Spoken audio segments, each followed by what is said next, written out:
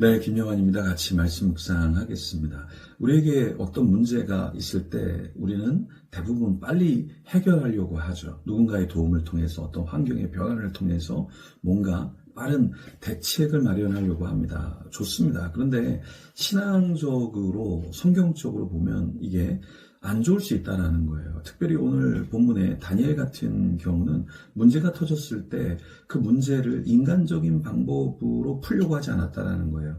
어떻게 풀려고 했을까요? 네, 기도함을 통해서 하나님께 나아가려고 했다라는 것입니다. 우리도 마찬가지입니다. 어떤 문제가 있을 때, 누가 나 안 도와주나? 상황이 좀 빨리 변하면 좋겠다.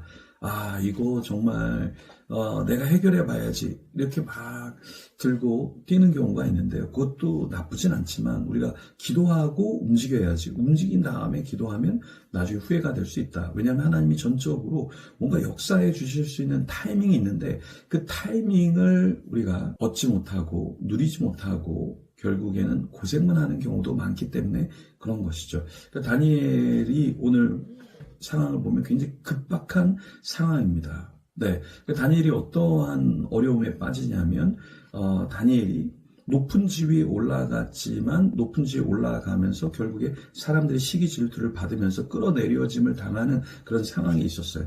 2절의 말씀에 보면 그들 위에 총리 셋을 두었으니 다니엘이 그 중에 하나이라. 이는 왕에게 손해가 없게 하려 함이었더라. 자, 총리를 세운 이유는 무엇이에요? 왕을 돕고자 하는 것이죠. 근데 다니엘은 어떤 사람이었냐면 3절에 보면 다니엘은 마음이 민첩하여 총리들과 고관들 위에 뛰어남으로. 이제 문제는 뭐냐면 마음이 민첩해서 뛰어나게 됐다는 거예요. 여기 마음이 민첩하다라는 것은 히브리어로 루하으 야트라흐 베라는 말인데요. 이것은 그냥 단순한 육체가 빠른 것을 말하는 것이 아니라 신속함의 개념이 아니라 탁월한 영적 감각, 분별력, 지혜, 성실성, 영적 우수성을 포함하고 있다라는 말이에요. 그러니까 이런 다니엘이 뛰어날 수밖에 없었겠죠. 근데 그 다니엘에게 왔던 것은 무엇이냐면 4절에 보면 다니엘을 고발할 근거를 찾고자 하였으니 아무 근거, 아무 허물도 찾지 못하였으니 다니엘에게 찾아온 것은 뭐냐면 고발할 근거를 찾는 사람들이었다라는 거예요. 근데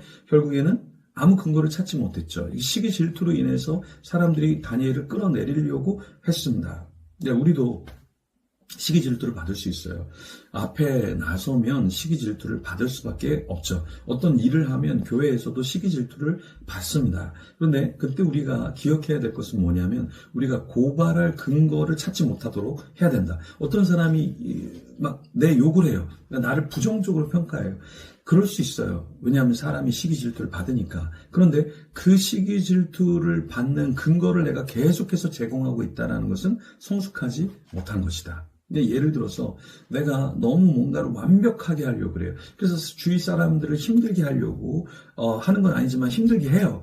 그럼 어떻게 됩니까? 그것을 완벽하게 하는 것보다는 조금 덜 완벽하게 하는 게 나을 수 있죠. 예를 들어서 또 내가 열심히 뭔가를 봉사해요. 근데 다른 사람들과 함께 하는 게 아니라 늘 혼자서만 다 그것을 열심히 하면서 인정을 받으려고 해요. 그러면 주위 사람들이 실족할 수 있고 또 마음이 무거울 수 있죠. 그런 경우는 어떻게 해야 될까요? 우리가 그런 판단과 비판의 근거보다는 때로는 조금 열심을 조금 줄이고 다른 사람도 열심히 할 수 있도록 장을 만들어주는 것도 지혜로움이다라는 겁니다. 여러분 교회 안에는 역시 마징가들이 많아요. 이 마징가가 뭐냐면 툭툭 부딪히는 사람들. 또 굉장히 업그레이드된 마징가가 있어요. 보이지 않는데 뒤에서 공격하고 옆에서 공격하는 사람들이 있어요. 그러니까 다니엘 시대에 그 사람들이 다니엘을 공격했던 것처럼 교회 안에도 마징가들이 많다. 소시오패스도 많다. 신천지가 25명 중에 한 명이 신천지다. 소시오패스는 뭐냐면 직접 공격하는 게 아니라 돌려서 누군가를 음해하고 무너뜨리는 사람들이 있다라는 거예요.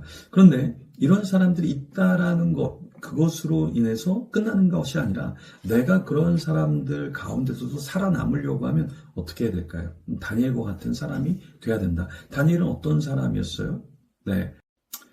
다니엘의 어떤 문제를 찾으려고 했을 때 고발할 근거를 찾고자 샅샅이 뒤졌지만 허물을 찾지 못했잖아요. 근데 이 사람들이 이제 어떤 것을 생각하냐면 그 하나님의 율법에서 근거를 찾지 못하면 그를 고발할 수 없으리라 하면서 고발할 근거를 찾을 수 없으니까 이제 하나님을 향한 신앙, 그것을 약점으로 잡아서 다니엘을 치려고 하죠. 다니엘이 어떤 사람이었습니까? 금령을 세우고도 그 주소에 왕의 도장을 찍어서 이제는 고치지 아니하는 규례를 만들었음에도 불구하고 하나님을 사랑하니까 하나님을 향해서 경배하는 그 모습을 이 사람들이 찾은 거죠. 그래서 이것을 통해서 올무를 만들어서 다니엘을 죽이려고 했던 것이죠. 근데 다니엘이 어떻게 살아날 수 있었을까요? 다니엘은 이런 상황 가운데서도 기도를 쉬지 않았다는 거예요. 그래서 자기의 목숨을 걸고 기도하면서 이것을 뚫어나가려고 한 거죠. 예루살렘을 향해서 기도했어요. 예루살렘을 향해서 그 기도하는 모습을 사람들이 알게 되었죠. 그래서 다니엘을 더 위협하고 죽이려고 했던 거예요. 근데 에스더가 죽으면 죽으리라 했던 것처럼 다니엘도 죽으면 죽을 거야. 뭐 그런 금령이 있든 어떠한 공격이 들어오든 나는 하나님을 사랑하기 때문에 나는 하나님께 기도할 거야. 이렇게 나아갔다라는 것입니다. 우리는 어떻게 우리의 시험과 어려움을 뚫고 나가려고 하나요? 인간적인 노력도 필요합니다. 반드시 노력해야 돼요. 하지만 기도하는 것을 쉬지 않고 주님을 더 붙잡고 하나님이 이것을 어떻게 역사해 주실까? 어떻게 이것을 넘어설 수 있게 해 주실까? 이것을 고민하면서 더 기도하는 저와 여러분이 되기를 소망합니다. 이 시간 같이 기도하며 하나님의 도우심을 구하는 저와 여러분이 되기를 기도하며 나가겠습니다.